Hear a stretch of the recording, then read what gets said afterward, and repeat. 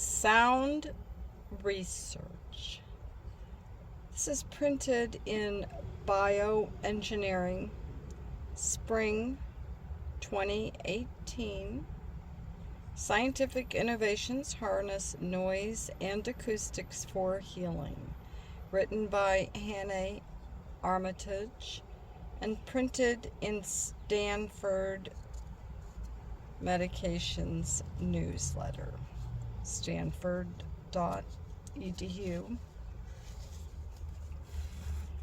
From the original stethoscope, invented more than 200 years ago, to the fleeting chirp of gravitational waves, sound has reverberated throughout the history of technology and scientific advances. Today, the role of sound in science extends beyond the range of audible frequencies. Ultrasonic and other silent acoustic waves have made their way into researchers' repertoire, helping them push the boundaries of conventional medicine and research.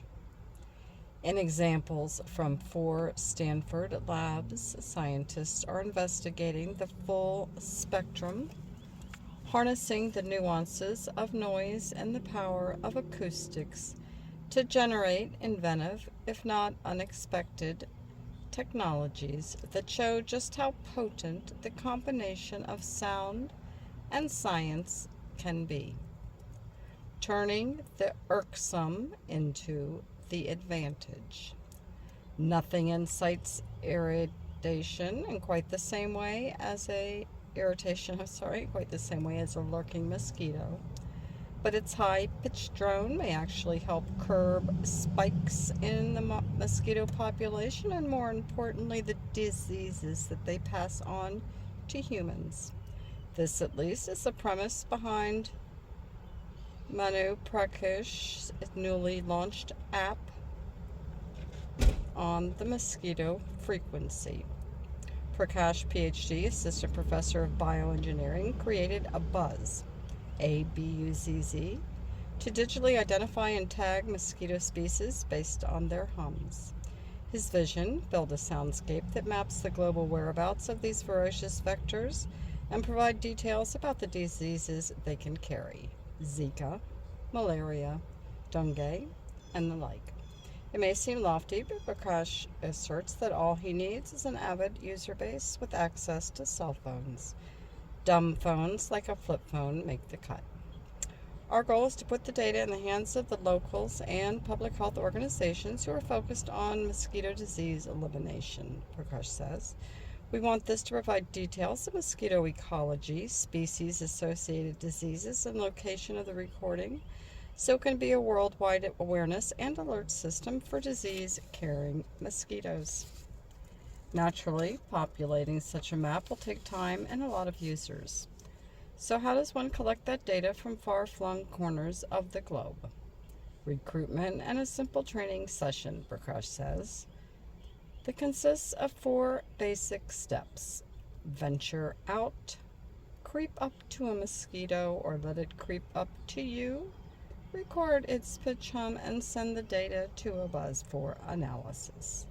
What's beautiful about a buzz is not just limited to mosquitoes. Right now, we're looking at whether we can use this method to identify sick versus healthy honeybees. A buzz, the Shazam app of the insect world, uses software to determine if the recorded noise is really a mosquito, not a housefly, distant jet, or other imposter. Then it carries the recording with a database of different mosquito buzzes and tries to find a match.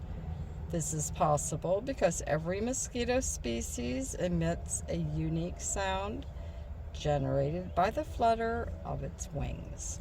Ideally, knowing the geographic regions where specific mosquito species are recorded can help battle unwanted multiplication. Locals should look in their neighborhood for likely mosquito spawning areas and remove the larvae, Marcus suggests. or on a larger scale, agencies that try to hinder populations by releasing genetically modified mosquitoes could use the information to more precisely target regions and species. Releasing an army of mosquitoes into the ether may sound rather vile, but the gene modifications in these mosquitoes make the offspring unviable, helping to curtail a climbing population. What's beautiful about a buzz is that it's not just limited to mosquitoes, says Prakash. Right now we're looking at whether we can use this method to identify sick versus healthy honeybees. They don't have the answer, but as health of the honeybees in the United States continues to decline, Prakash and his team hope that their platform can help reveal the biology behind more than one flying insect. Acoustic choreography. Heart cells are among the most densely packed in the body. About 100 million fit into the space of a sugar cube. The compact structure crams the cells so close together that they can communicate with one another and beat as one lump. For tissue engineers, however, it possesses a tricky hurdle. Pack the cells too tightly and some won't get proper nutrients, too loosely, and they can't coordinate a beat. Cardiologist Sean Wu, MD, PhD, had been probing the problem when he met Uktan Demekri, PhD, an acoustic bioengineer and professor of radiology.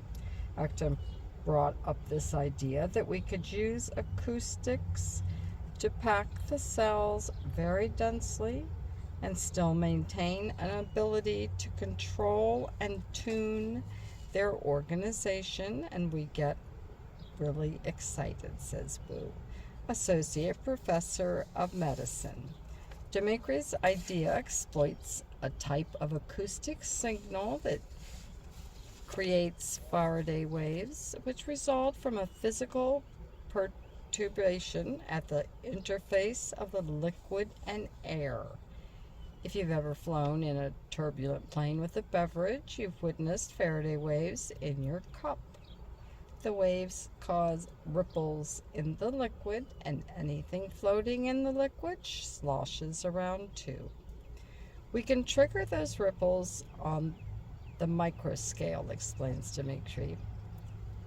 Like when the tides of the ocean sweep a sunken ship's treasures to shore. We're sort of doing the same thing with heart cells. The big difference, however, is that Dimitri and Wu can control the swell by tuning a knob that changes the waves.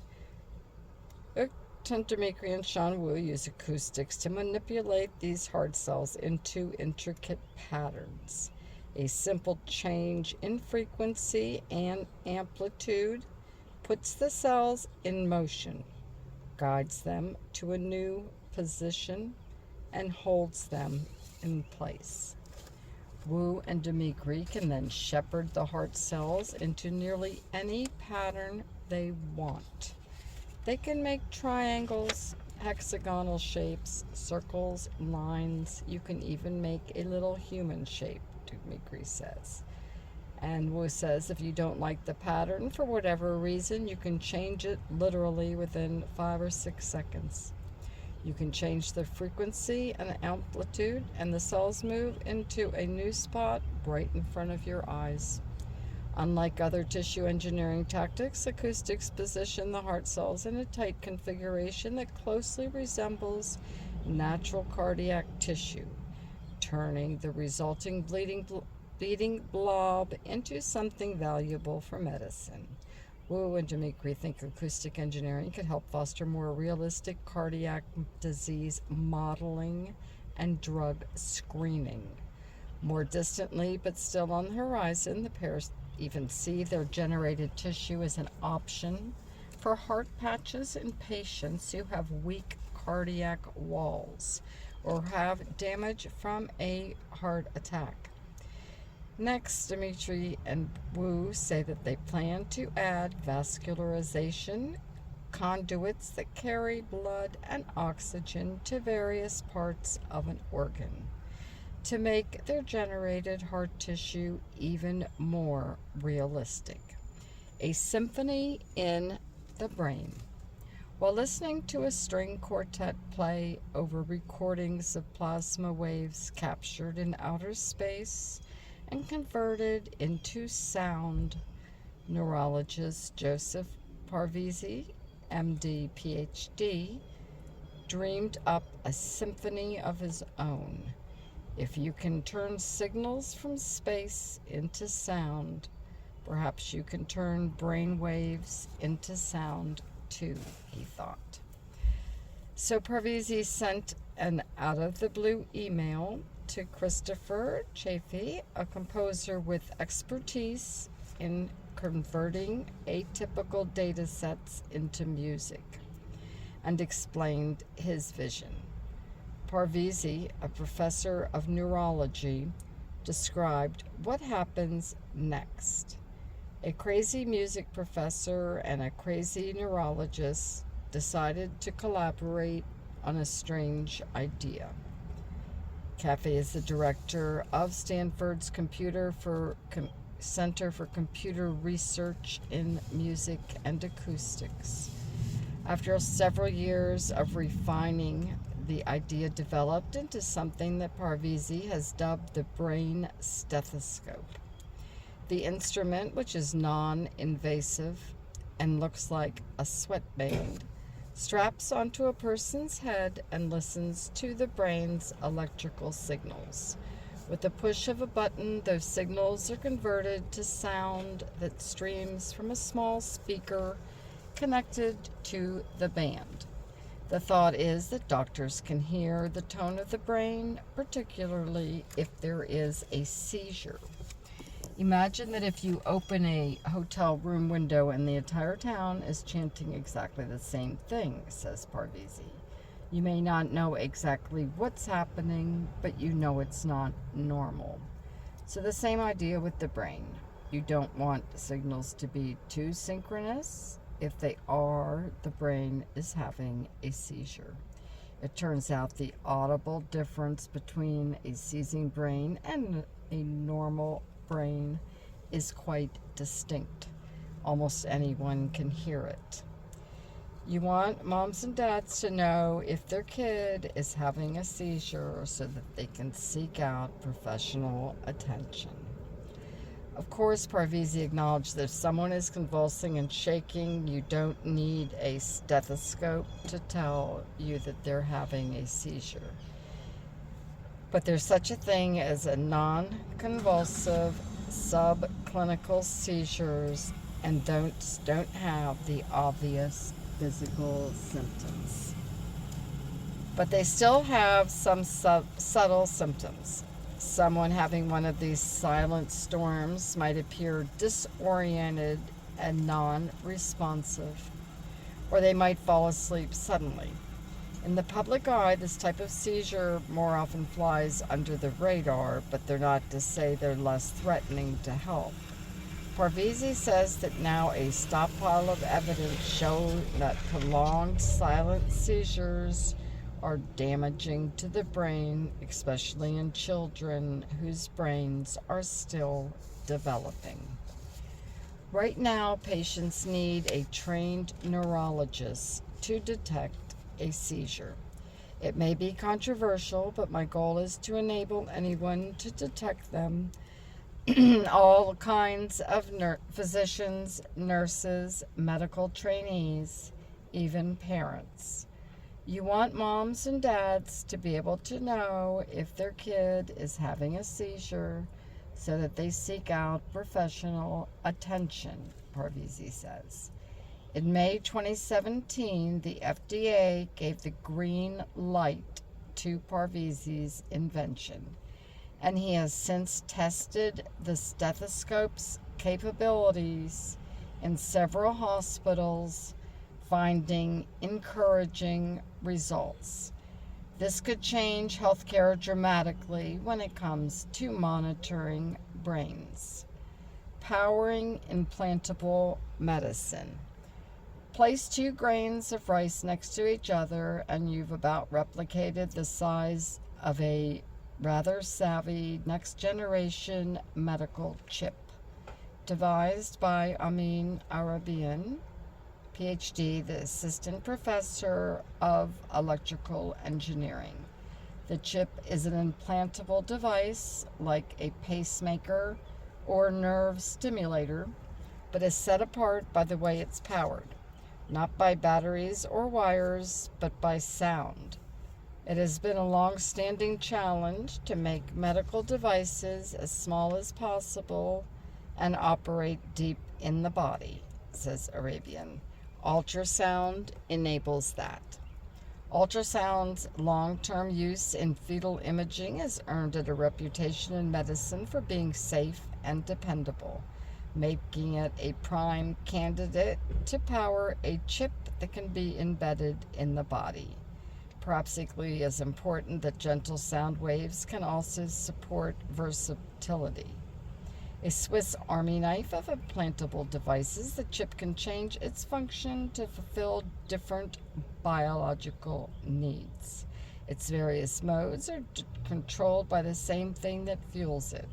Ultrasound is both a power sound and a source and a way to communicate with the device, says Arabian. A tiny molecule called a harvester sits on the chip and converts ultrasound waves into electrical energy. By beaming pulses of ultrasound to the chip, Arabian can send encoded commands like Morse code. We can, for example, instruct it to start monitoring a certain parameter like blood pressure, or channel an electrical pulse to trigger a nerve or trigger the precise release of a drug at a particular location. We could see this system working for maintaining blood pressure or managing urinary incontinence or diabetes. The goal, he says, is to create an active smart chip or undistributed network of smart chips to not only execute specific commands, but also to monitor physiological parameters and transmit useful data about the patient. This information on such things as insulin levels or blood pressure is sent to an external device where doctors can assess it. In that vein, Arabian and his lab team are working together toward a closed-loop system in which the implant is self-sustaining and can run seamlessly in the body without constant instruction. In a closed-loop system, the chip sensors would trigger the release of a dose of its therapeutic agent, which could be an electrical pulse or a drug enclosed in a separate chamber of the chip. In patients for hypertension, for instance, the implant would monitor the arteries. If the chip sensed increased blood pressure, it would administer a drug to help bring the pressure down. We could see this system working for maintaining blood pressure or managing urinary incontinence or diabetes, says Arabian. He and his team are working on the next generation of the implant and partnering with other labs to test their setups in animals, and they even have a research collaboration with the FDA, which is independently investigating the prototypes. There's a lot more work to be done, but there's a lot of reason to be hopeful.